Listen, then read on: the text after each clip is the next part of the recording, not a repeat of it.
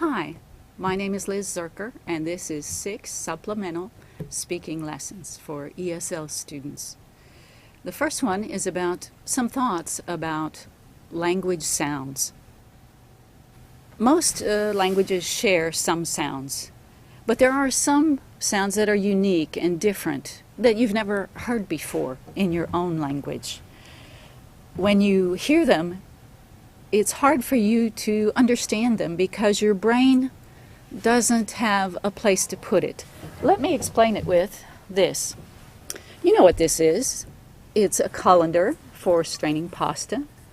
It has holes in it. Let's say that this is a language and a different colander that I show you later, that'll be like a different language.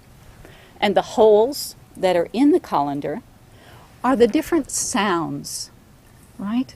So this is your brain speaking the language you spoke since you were a baby.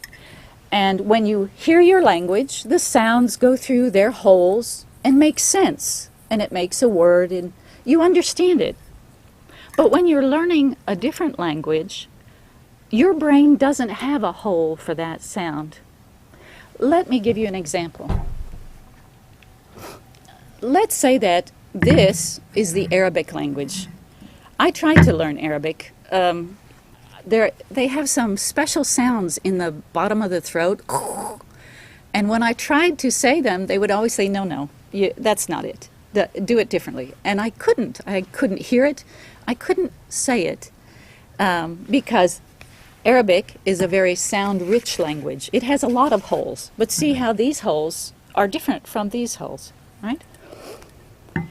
One thing that Arabic doesn't have is the P sound.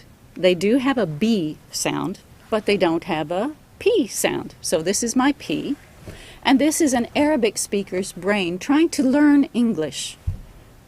So somebody says something with a P in it, like people or paper, and it goes into their brain and goes around and around, and it can't find a hole.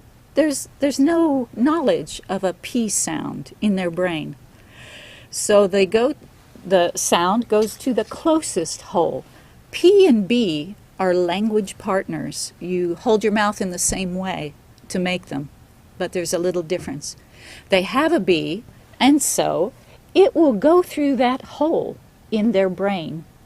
And that's why Arabic-speaking people often say paper for paper or beeple for people, because their brain is doing the best it can with the sounds it knows. Eventually, if they keep studying English, they're courageous, and keep working, their brain will make another hole, and they'll understand that sound. Once they hear it, then they can make it themselves.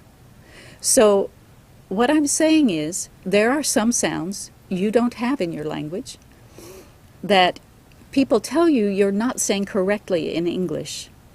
It's because your brain doesn't have a place for it yet.